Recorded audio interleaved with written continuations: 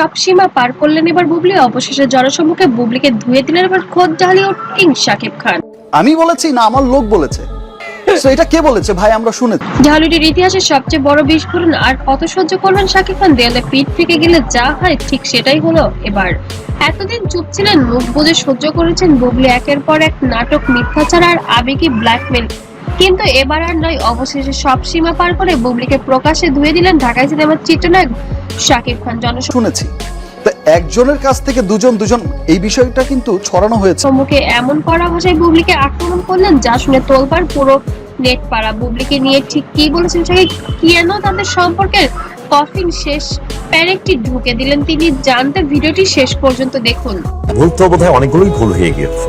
অনেক ভুল না হলে হয়তো জীবন আরো অনেক স্মুথ হতে পারতো বা আরো একরকম হতে পারতো। যখন আমরা বুঝে যাই যে এটা আমার ভুল, নিশ্চয়ই মানুষ জেনে শুনে তখন আর ভুলে যাওয়াতে চায়। জীবনের অনেক কিছুই আছে যে একটি সাক্ষাৎকারে শাকিব খানকেও বুবলিকে নিয়ে প্রশ্ন রাখা হয় এবং মুহূর্তের মধ্যে রেগে যান শাকিব খান।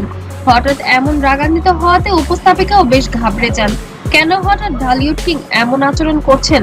হঠাৎ করে বুবলিকে নিয়ে যখনই প্রশ্ন করেছেন তখনই বলেছেন ওকে নিয়ে কোনো কথা বলবেন না, ও তো একটা রাস্কেল, ও আমাকে ব্ল্যাকমেল করেছে, ও কত টাকা খেয়ে এমন করতেছে, আমার কাছ থেকে কিছুদিন আগেও টাকা খেয়েছে এবং ও তারপরেও এই নোংরামিগুলো কেন ছড়াচ্ছে। এই জন্য তো আঘাত হানতেছে, কত টাকা পেয়ে এমন করতেছে, তাহলে কি করতে বলেন? এত বছর পর কেন এসে করতেছে? আমার কাছ থেকেও টাকা খাইছে কয়েকদিন আগে 12 লাখ টাকা। আর হোয়ার ইজ স্টুপিড? তাই বলে এবার খুবই ক্ষোভ ঝাড়লেন শবনম বুবলিকে নিয়ে, যা মুহূর্তের মধ্যে ছড়িয়ে পড়েছে সোশ্যাল মিডিয়ায়। কিন্তু সত্যটা আসলেই তাই নাকি বুবলি সিম্পেথি পাওয়ার জন্য ওকে বলেন পেপার দেখাইতে? ওটা একটা চক্রের সাথে জড়িত। ও চাইতেছে আমি শেষ, মানে ওই চক্রটা চায় যে শাকিব খান শেষ, মানে বাংলা চলচ্চিত্রের পর দিন মিথ্যাচার করে যাচ্ছিল? অবশ্যই কমেন্ট করে জানাতে ভুলবেন না। আর ভিডিওটি ভালো লাগলে অবশ্যই লাইক, কমেন্ট, শেয়ার করবেন।